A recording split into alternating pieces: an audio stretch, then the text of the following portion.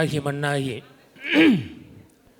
வழியாகி ஒளியாகி ஊனாகி உயிராகி உள்ளத்தில் இணைந்திருக்கக்கூடிய புரட்சி தலைவி அம்மா அவர்களை வணங்கி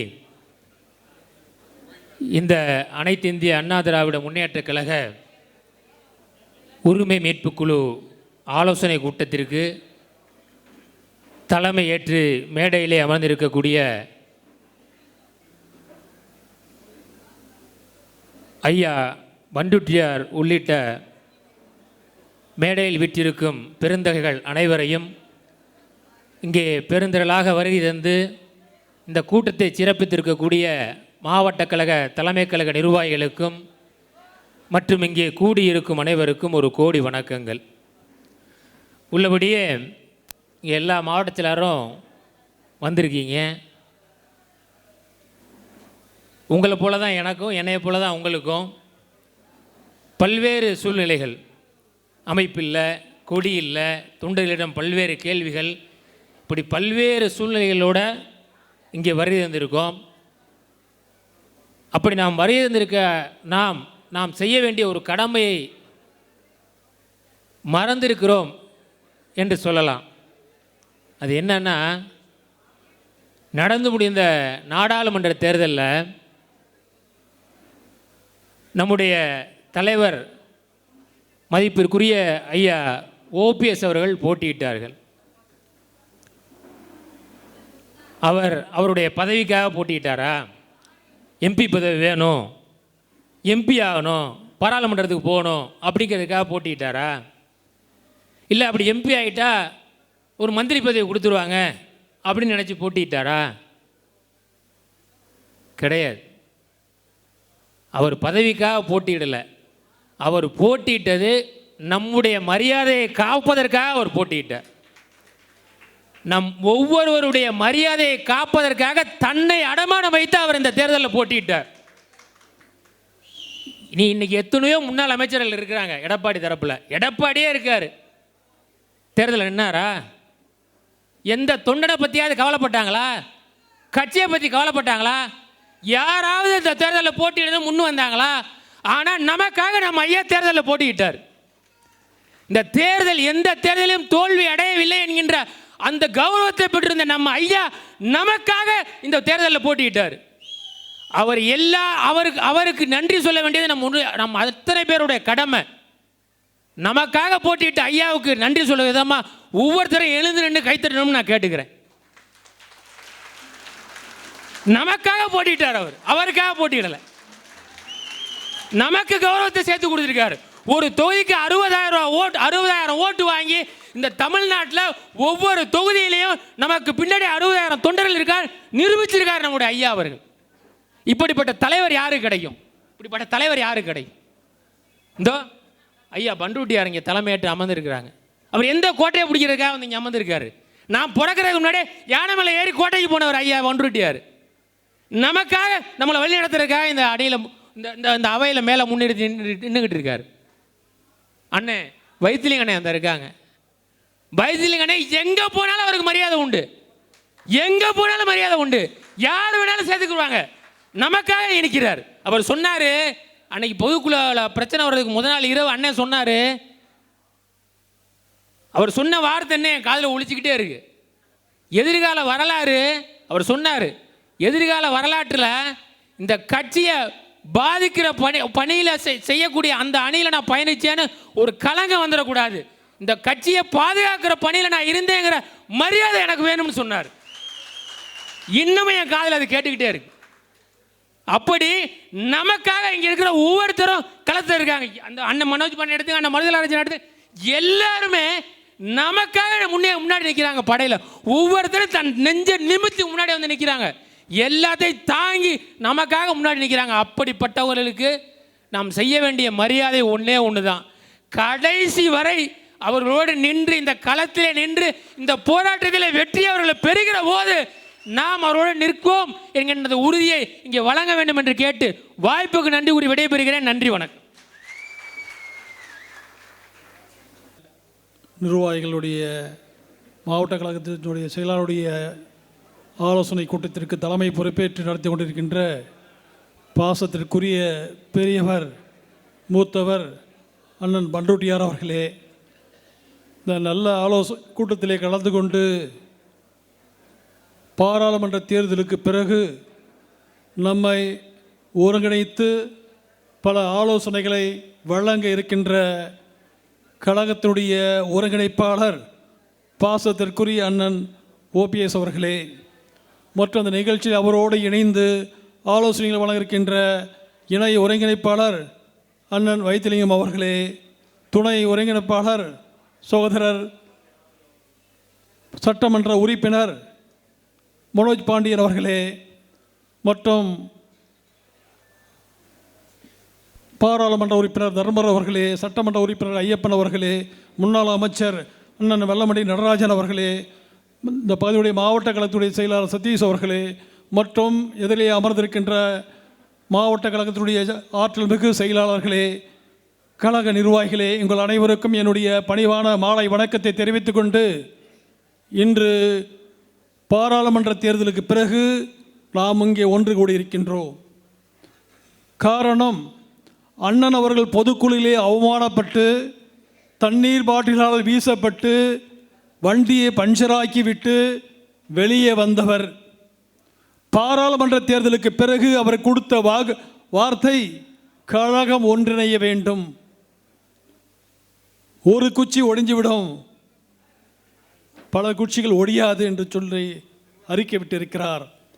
அவமானங்களையும் தாங்கி கொண்டு இந்த கழகம் ஒன்றிணைந்து புரட்சித் தலைவர் எம்ஜிஆர் அவர்கள் ஆரம்பித்த அந்த இயக்கமும் அம்மா அவர்களால் வளர்த்த இந்த இயக்கமும் ஒன்றுபட்டு வருகின்ற காலங்களில் அனைத்து இந்திய அண்ணா திராவிட முன்னேற்ற கழகம் ஆட்சியிலே அமர வேண்டும் என்று நல்ல நோக்கத்தோடு அந்த கருத்தை வெளியிட்டிருக்கிறார்.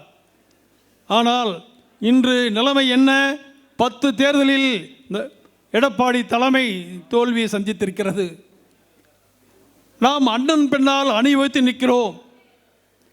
அண்ணன் எந்த முடிவு எடுத்தாலும் அந்த முடிவுக்கு கட்டுப்பட்டு உடன் இருப்போம் என்பதை இந்த நேரத்தில் நான் தெரிவித்துக் கொள்ள கடமைப்பட்டிருக்கிறேன். ஆனால் கழகம் அண்ணனுடைய தலைமையிலே மீண்டும் ஆட்சியிலே அமர வேண்டும். அதற்கான பணி, அதற்கான காரணங்களை அறிந்து தலைமை முடிவெடுக்க வேண்டும். காரணம், உங்கள் பின்னால் நாங்கள் நிற்கிறோம். ஆனால் கழக தொண்டர்கள் சொல்லுகின்றார்கள், இந்த இயக்கம் ஒன்றிணைய வேண்டும், இதற்கு இடையிலே இயக்கம் இணையக்கூடாது என்பதற்காக ஒரு சிலர் இருக்கிறார்கள். அவர்களை வெளியேற்றிவிட்டு ஒன்றிணைய வேண்டும், அண்ணனுடைய தலைமையிலே இணைய வேண்டும் என்று சாதாரண தொண்டர்கள் என்று வெளியிலே பேசுகின்றார்கள். அண்ணன் அவர்களுக்கு நாங்கள் சொல்லுவதெல்லாம், இன்று எடப்பாடியோடு இருக்கின்ற அந்த கழகத்தில் இருக்கின்ற தொண்டர்கள் அனைவரும் அந்த தலைமையை ஏற்றுக்கொண்டல்ல, ஒரு மாயை அவர்கள் காட்டிக் கொண்டிருக்கிறார்கள்.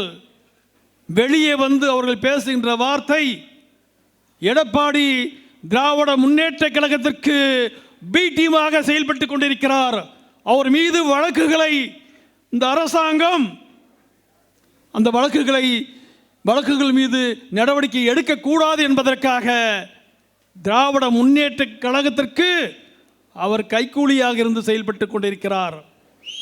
இதை அறிந்து அண்ணன் என்ன நடவடிக்கை எடுக்கிறார் என்பதை அனைத்து இந்திய அண்ணா திராவிட முன்னேற்ற கழகத்தில் இருக்கின்ற தொண்டர்கள் எதிர்பார்த்து கொண்டிருக்கிறார்கள்.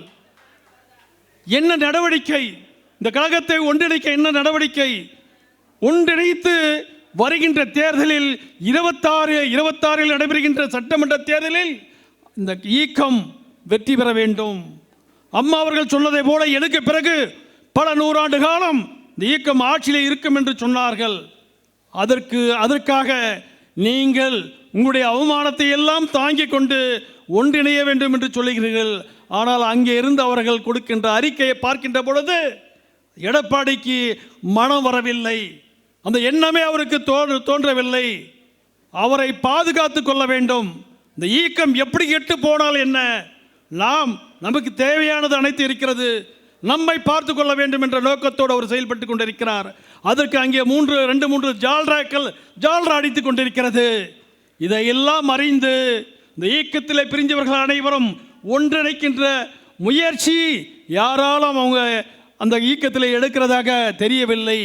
ஆனால் நான் உங்களை நம்பி இருக்கின்றோம். இங்கே வரைக்க தந்திருக்கின்ற மாவட்ட செயலாளர்கள் அனைவரும் நீங்கள் இட்ட கட்டளை ஏற்று நாங்கள் பணியாற்றி கொண்டிருக்கின்றோம். நீங்கள் இடுகின்ற பணியை செய்கின்றோம். ஆனால் அவர்களை முறியடிக்கின்ற வகையிலே அவர்களையும் இதை சேர்த்துக்க மாட்டோம் அப்படின்ற ஒரு அறிக்கையை விடுறாங்க. இந்த கனவு இல்லை, எந்த கனவுலையும் இங்கே இருக்கின்ற மாவட்ட கழக செயலாளர்கள் அவர்களோடு சேருகின்றதற்கு சேர்த்து கொள்ளுங்கள் என்று ஒரு நாளும் போய் நிற்க மாட்டோம். எந்த பதவி கிடைத்தாலும் கிடைக்கவில்லை என்றாலும் நாங்கள் உங்களோடு தான் அணிவகுத்து நிற்போம், உங்கள் பிறகால தான் நிற்போம்.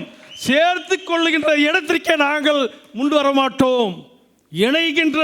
இணைப்பு என்று சொன்னாலே தவிர சேர்த்து கொள்வோம் என்ற வார்த்தைக்கு நாங்கள் பணிய மாட்டோம் என்பதை அண்ணனுக்கு இந்த நேரத்தில் எனக்கு எடுத்து சொல்ல கடமைப்பட்டிருக்கிறோம். அண்ணன் அந்த முடிவு எடுக்க மாட்டார். ஆனால் நாங்கள் அந்த முடிவுக்கு தயாரில்லை என்பதை இந்த நேரத்திலே அண்ணனுக்கு நாங்கள் தெளிவுபடுத்த நான் கடமைப்பட்டிருக்கிறோம். காரணம், உங்களை நம்பி மட்டுமல்ல, இந்த இயக்கத்தை நீங்கள் காப்பாற்றுவீர்கள். புரட்சி தலைவி அம்மா அவர்கள் உங்களை 2 முறை அந்த ஆசனத்திலே அமர வைத்தவர் உங்களை எந்த அளவுக்கு அவர்கள் பாராட்டி பேசினார்கள். நீங்கள் எப்படிப்பட்ட பாரதன் என்று குறிப்பிட்டார்கள்.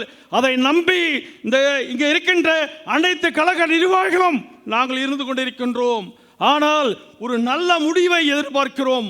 இங்கே இருக்கின்ற மாவட்ட கழக செயலராக இருந்தாலும் அதிமுக தொண்டர்களும் ஒரு நல்ல முடிவு வேண்டும். வருகின்ற 26 ஆட்சியை பிடிக்க வேண்டும். இந்த திராவிட முன்னேற்ற கழகத்தின் ஆட்சியை வீட்டுக்கு அனுப்ப வேண்டும். இன்று பார்த்தீங்கன்னா கள்ளக்குறிச்சியிலே 40க்கும் மேற்பட்டவர்கள் இங்கே இறந்திருக்கின்றார்கள். மருத்துவமனையிலே ஒரு 20-30 பேருக்கு மேலே சீரியஸாக இருக்கிறார்கள். இப்படிப்பட்ட அலங்கோல ஆட்சியை விரட்டுவதற்கு தகுதியான ஒரே தலைவர் அண்ணன் ஓபிஎஸ் அவர்கள் பிறகாலே நாங்கள் அனைவரும் நிற்போம் என்பதை இந்த நேரத்தில் எடுத்து சொல்லி வாய்ப்புக்கு நன்றி கூறி விடைபெறுகிறேன். நன்றி, வணக்கம். ராமசாமி அவர்கள் உங்களுடைய உரையாற்றுகிறார்கள்.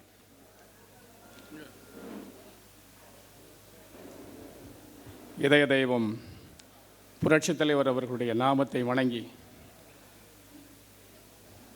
இங்கு அமர்ந்திருக்கிற கழகத்தின் முன்னோடிகள் அவர்களுடைய அனைவரையும் வணங்கி வருகை தந்திருக்கிற உங்கள் அனைவரையும் வணங்கி நான் சில கருத்துக்களை மட்டும் இங்கே முன்வைத்து விட்டு விடைபெறலாம் என்று விரும்புகிறேன். அனைத்து இந்திய அண்ணா திராவிட முன்னேற்ற கழகம் என்பது தமிழக மக்களுக்காக ஆரம்பிக்கப்பட்ட ஒரு இயக்கம். தென்னவர் இருக்கிறவரை, தென்னாடு இருக்கிறவரை வாழ வேண்டிய ஒரு இயக்கம். அதை யாரும் ஆண்டுகளுக்குள் சுருக்கிவிட வேண்டாம் என்று நான் கருதுகிறேன். தென்னவரும் தென்னாடும் வாழுகிறவரை இந்த மண்ணிலே வாழ வேண்டிய ஒரு வரலாற்று பொக்கிஷம் அனைத்து இந்திய அண்ணா திராவிட முன்னேற்ற கழகம். அந்த கழகத்தை புரட்சி தலைவர் ஆளுகின்ற கட்சியாக நம்மிடம் கொடுத்து விட்டு போகிற போது ஏதோ இந்த கட்சியை நீங்கள் பார்த்து கொள்ளுங்கள், இதை பார்ப்பதற்கு யாருமே இல்லை என்று கொடுத்து விட்டு போகவில்லை. ஆளுகின்ற கட்சியாக கொடுத்து விட்டு போனார். இன்றைக்கு இந்த நிலைமை பல இடங்களிலே வைப்பு தொகையை நாம் பறி கொடுத்திருக்கிறோம். எங்களை போன்ற உணர்வுள்ள தொண்டர்கள் 72 புரட்சி தலைவர் கழகத்தை விட்டு தூக்கி எறியப்படுகிற போது, தலைவா உன்னை தூக்கி கருணாநிதியின் 2 கரங்கள் தூக்கி எறிந்திருக்கிறதே, உன்னை தாங்கி பிடிப்பதற்கு 8 கோடி கரங்கள் தயாராக இருக்கிறது என்று சொல்லி அன்றைக்கு நாங்கள் கல்லூரி மாணவர்களாக என்னுடைய சகோதரன் நானெல்லாம் பள்ளி மாணவர்கள் வீதி வீதியாக சுற்றினோம், போராடினோம். புரட்சி தலைவருக்காக அந்த மாபெரும் தலைவன் நமக்கு தந்துவிட்டு போன இயக்கத்தை இன்றைக்கு நினைக்கிற போது மனம் குமுறுகிறது, வேதனைப்படுகிறது. என்ன செய்வது? வைப்பு தொகை இழந்து விட்டதா என்று அத்தனை பேரும் தொண்டனும் கேட்கிறான். 1980ஆம் ஆண்டு சட்டம் நாடாளுமன்ற தேர்தல் முடிவுகள் வெளியே வருகிறது. இரவு ஒரு 9 மணி இருக்கும். சொல்லுகிறான், அனைத்து இந்திய அண்ணா திராவிட முன்னேற்ற கழகம் அனைத்து இடங்களிலும் பின்தங்கி இருக்கிறது என்ற வார்த்தை. ஒரே ஒரு வார்த்தை ஆறுதலாக மட்டும் வருகிறது. சிவகாசி கோவிச்செட்டிப்பாளையம் 2 இடங்களில் மட்டும் சற்று முன்னணியில் இருக்கிறது என்று மனம் கொதிக்கிறது. அப்போது 2 இடங்களிலே வெற்றி பெற்றும் கூட மனம் கொதிக்கிறது என்று சொன்னால் தோல்வியே அறியாத ஒரு இயக்கம் இன்னும் எல்லாரும் பேசிட்டு இருக்காங்க 10 தோல்வி தோல்வியை பற்றி கவலை இல்லைப்பா. தோல்வி வெற்றிகரமான தோல்வியா, அண்ணன் ஓபிஎஸ் மாதிரி வெற்றிகரமான தோல்வியாக இருந்தால் எத்தனை தோல்வி வேணாலும் ஏற்றுக்குவோம். தோல்வியை பற்றி கவலை இல்லை. தோல்வியை பார்க்கக்கூடியவன் தான் வீரனா வர முடியும். ஆனால் நாம் பெற்றது தோல்வி அல்ல, வீழ்ச்சி. எழும்ப முடியுமா? 7 தொகுதிகளிலே வைப்பு தொகையை பறி கொடுத்திருக்கிறோம். இன்னமும் கூட அவர்கள் திருந்தவில்லை என்றால் என்ன செய்வது?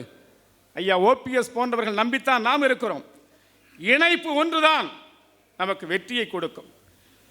அணிகள் பிணியைத்தான் கொடுக்கும். அது எத்தனை அணி போனாலும் சரி, நான் ஒரு அணி, நீ ஒரு அணி, அணியா போய்கிட்டு இருக்கலாமே தவிர அதிமுக பெறாது. அதிமுக வாழ வேண்டும் என்றால் அனைவரும் ஓர் அணியின் கீழ், ஒரு குடையின் கீழ் நாம் இணைய வேண்டும். அதுதான் வெற்றியை கொடுக்கும். அதை செய்கிற பணியை நீங்கள் முன்னின்று செய்ய வேண்டும். நாங்கள் உங்களுக்கு துணையாக இருப்போம். நம்முடைய எதிரியை எவன் வீழ்த்துகிறானோ அவன்தான் நமக்கு தலைவனாக முடியும். எதிரியை வீழ்த்த தகுதி இல்லாதவன் எவனும் தலைவனாக முடியாது. அதை எல்லாரும் பார்த்துட்டோம். நாம் எல்லோரும் ஒன்றிணைந்தால் மட்டும்தான் எதிரியை வீழ்த்த முடியும். அதனால் அனைவரும் ஒன்றிணைவோம். ஒன்றிணைவது மட்டும்தான் சாத்தியம். அந்த ஒன்றிணைவது மட்டும்தான் வெற்றியை கொடுக்கும். அந்த ஒன்றிணைவது மட்டும்தான் கழகத்தையும் வாழ வைக்கும், காலத்தில் நம்மையும் நிறுத்தும். அதை ஐயா ஓபிஎஸ் அவர்களும் அவர்களோடு இருக்கிற நம்முடைய கழக நிர்வாகிகளும் முன்னின்று செய்ய வேண்டும். அதற்கு எங்களுடைய அனைவருடைய ஒத்துழைப்பு இருக்கும். இன்னைக்கு எங்கே போனாலும் சரி, எடப்பாடி கூட இருக்கிற அண்ணன் மருதழகராஜ் சொன்னார், எடப்பாடி கூட இருக்கிற எல்லாரும் சொல்கிறான் ஒன்றிணையணும். ஆனால் வெளியில் யாருமே சொல்லாமல் இருந்துட்டு இருக்கான். அண்ணன் மருதண்ணன் கூட அழகாக சொன்னார், ஓபிஎஸ் ஐயா ஒருத்தரை மட்டும் அனுசரித்து போயிருந்தா இந்த கட்சியை வழிநடத்தி போயிருக்கலாமே அப்படின்னு சொல்லி. அன்னைக்கு அதைத்தான் அன்பில் தலைமணிங்க கருணாநிதிட்ட சொன்னாராம். ஏயா எம்ஜிஆர் என்னையா கேட்டான், கணக்கு தானையா கேட்டான் அப்படின்னு மாட்டு ரூமுக்குள்ளே வச்சுட்டு கணக்கை கொடுத்துட்டு பேசாமல் போயிருந்தா அந்த ஆள் சினிமாவில் நடிச்சிட்டு இருப்பான், நம்ம எல்லாரும் முதலமைச்சராக உட்காந்துட்டு இருக்கலாம். நீ அதை செய்யாமல் தூக்கி எடுத்து வெளியே போட்டதன் விளைவு ஊர் பைய காலெல்லாம் விழுந்து பார்த்தாலும் மந்திரி ஆக முடியல, எம்எல்ஏ ஆக முடியல. ஏன் அந்த தவறை செஞ்சேன்னு அதைத்தான் இன்னைக்கு எடப்பாடி ஐயா ஓபிஎஸ்ஐ வெளியே நீக்கி இன்னைக்கு எடப்பாடி அந்த நிலைமையில் உட்காந்துட்டு இருக்கான். ஊராக விழுந்துட்டு இருக்காரு, ஊராக போறாரு. என்ன ஆச்சு நிலைமை? தயவு செய்து நல்லவர்களை வெளியே அனுப்புனா இதுதான் தீர்ப்பு. அதனால நல்லவர்களை வைத்து கட்சியை இணைக்க வேண்டும், இணைப்பு விழாவை நடத்த வேண்டும். நட்பு விழாவும் இணைப்பு விழாவும் நடத்துவதற்கு தவறினால் தொண்டர்கள் அதை செய்வார்கள் என்பதை அந்த எடப்பாடிக்கு நாம் நிரூபிப்போம் என்று சொல்லி வாய்ப்புக்கு நன்றி கூறி விடைபெறுகிறேன். நன்றி, வணக்கம். பாடர் சோழமண்டலத்தினுடைய தளபதி சட்டமன்ற உறுப்பினர் அண்ணன் வைத்திலிங்கம் அவர்கள் உங்களிடையே உரையாற்றுவார்கள்.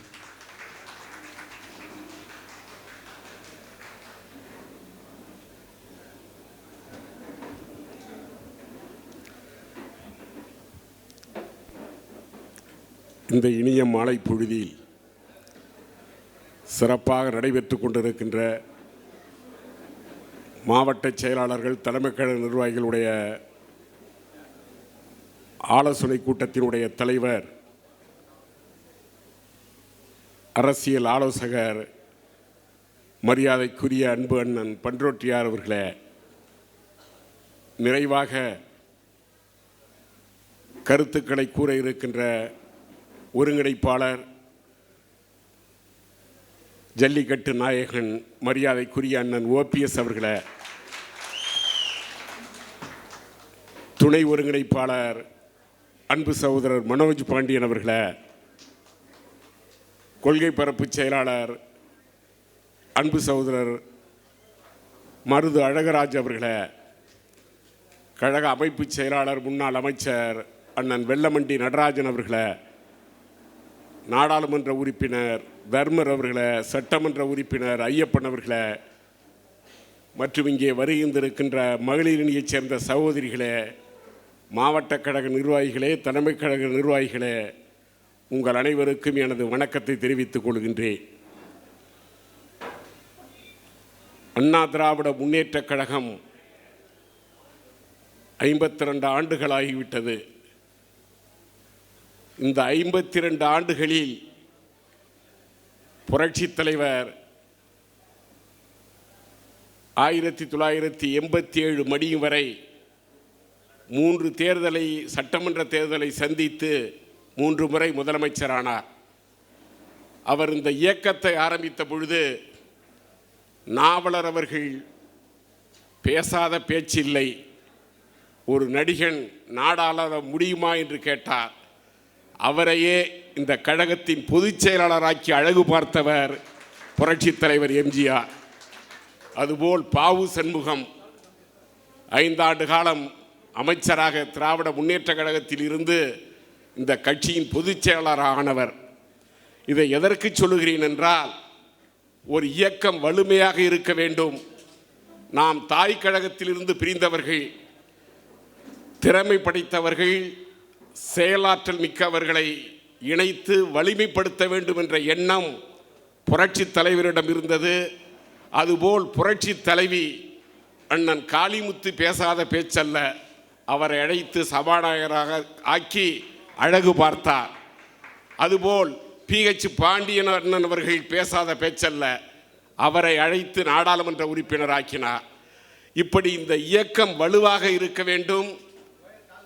புரட்சி தலைவி என்ன நினைத்தார்கள் என்றால், தமிழ்நாட்டினுடைய ஏழைகளின் இதயத்தில் இந்த இயக்கம் இருக்கிறது, இந்த இயக்கம் 100 ஆண்டு காலம் இருக்க வேண்டும் என்று ஏசியவர்களை, அவர்களுடைய திறமையை, அவர்களுடைய செயலாற்றலை எண்ணி இயக்கத்தில் இணைத்து இந்த இயக்கத்தினுடைய தலைமை பொறுப்பையே கொடுத்தவர் புரட்சி தலைவர் எம்ஜிஆர்.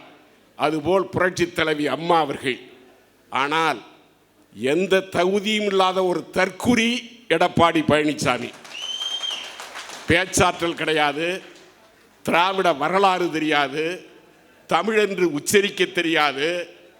எப்படியோ சந்தர்ப்ப சூழ்நிலையால் காலில் விழுந்து பதவியை பெற்ற எடப்பாடிக்கு இந்த இயக்கத்தை பற்றி, இந்த இயக்கத்தினுடைய அருமையை பற்றி, இந்த இயக்கத்தின் வரலாறு தெரியாது, திராவிட இயக்க வரலாறு தெரியாது. நான் சவால் விடுகிறேன் எடப்பாடிக்கு, என்னோடு வா, ஒரே மேடையில் பேசுவோம். திராவிட வரலாறு, திராவிட முன்னேற்ற கழக வரலாறு, அனைத்திந்திய அண்ணா திராவிட முன்னேற்ற கழக வரலாறை பற்றி நீ பேசிவிட்டால் உனக்கு நான் அடிமையாகிறேன். திமிரு, உன்னுடைய திமிரு, நேற்றைய தினம் நீ பேட்டி கொடுத்த உன் திமிரு அடங்கும். இன்னும் 3 மாதத்தில் இந்த இயக்க தொண்டன் உன்னை அடக்குவான். நான் 1 மாதம் அமைதியாக இருந்தேன். ஏனென்றால் நான் பேச ஆரம்பித்தால் எடப்பாடி நீ வா, எந்த மேடையில் நாம் 2 பேரும் சந்திப்போம். இந்த இயக்கம் ஒற்றுமையாக இருக்க வேண்டும். இந்த இயக்கத்தில் பிரிந்தவர்கள் அனைவரும் இணைய வேண்டும். அப்பொழுதுதான் திமுகவை 2026 வீழ்த்த முடியும். இல்லை என்றால் முடியாது. எடப்பாடி, இங்கே அருமை சகோதரர் கோவிந்தராஜ் பேசினார், மருது அழகராஜ் பேசினார், எல்லோரும் சொன்னார்கள். எடப்பாடிக்கு ஒரே எண்ணம், கட்சி அழிந்தாலும் தான் வாழ வேண்டும். அண்ணன் அருமையாக ஒரு அறிக்கை விட்டார்கள். கட்சியை கைப்பற்றுவதை விட்டுவிட்டு காப்பாற்ற நினையுங்கள் என்று சொன்னார். எந்த தலைவனும் அப்படி சொன்னதில்லை, எந்த கண்டிஷனும் போடவில்லை. இந்த இயக்கம் வாழ வேண்டும் என்று சொன்னார். இந்த இயக்கம் வாழ வேண்டும் என்றால் எடப்பாடி திருந்த வேண்டும். இல்லை என்றால் எடப்பாடிக்கு அழிவு பாதை நெருங்கி கொண்டிருக்கிறது. அம்மா ஆத்மா, புரட்சி தலைவர் ஆத்மா எடப்பாடியை தீர்த்திவிடும். ஏனென்றால் இந்த இயக்கத்தை கட்டி காத்தவர்கள் புரட்சி தலைவர், புரட்சி தலைவி அம்மா.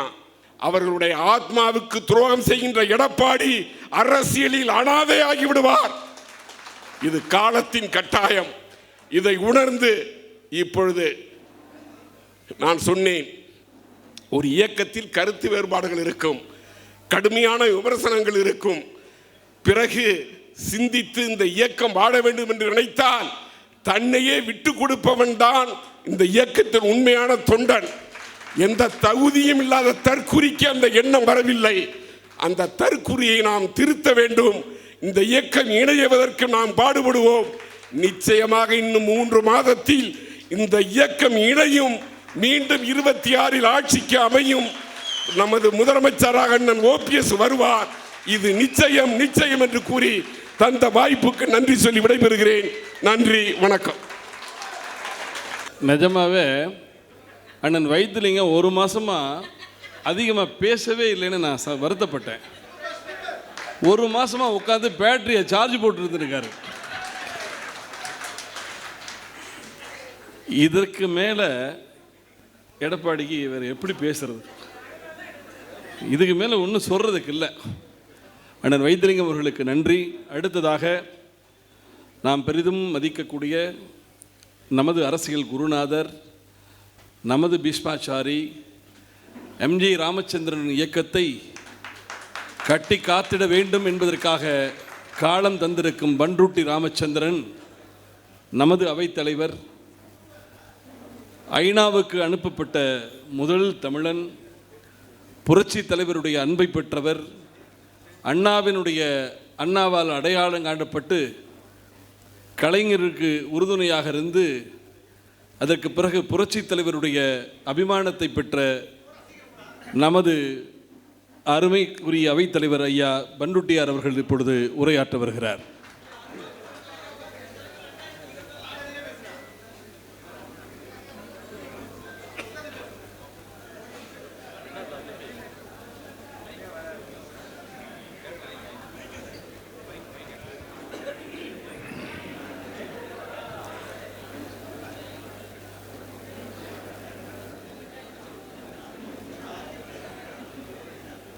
நம்முடைய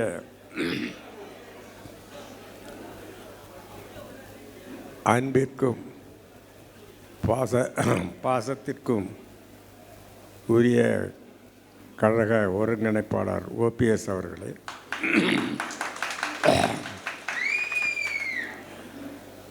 எனக்கு முன்பு பல்வேறு கருத்துக்களை சிறப்பான முறையில் எடுத்து சொல்லி அமர்ந்திருக்கின்ற அருமை சான்றோர்களே, மாவட்ட செயலாளர்களே,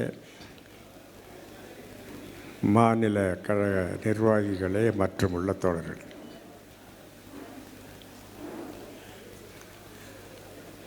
நாம் இன்று ஒரு முக்கியமான காலகட்டத்தில் இருக்கிறோம்.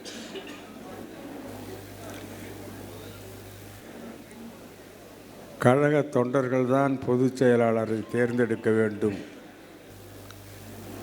என்று புரட்சி தலைவர் பொன்மனச்செம்மல் எம்ஜிஆர் அவர்கள் யாராலும் மாற்றக்கூடாத இயலாத ஒரு விதியை வகுத்து சென்றார். அதன்படி அந்த இயக்கம் செயல்படவில்லை. அந்த உரிமை தொண்டர்களுக்கு கிடைக்க வேண்டும் என்கின்ற புனித பயணத்தில் தன்னை ஒப்படைத்து கொண்டார் அருமை நண்பர் ஓபிஎஸ் அவர்கள். ஆகவே தான் நாம் தொண்டர்களுடைய உரிமையை மீட்கின்ற குழு என்கின்ற பெயரில் செயல்படுகிறோம். இப்போ அந்த கட்டம் தாங்கி அடுத்த கட்டம் வந்துவிட்டது. தொண்டர்களுடைய உரிமையை மீட்க வேண்டும் என்ற பணியிலே இருந்து இப்பொழுது தொண்டர்களையே மீட்க வேண்டும் என்ற நிலைமைக்கு வந்துவிட்டோம்.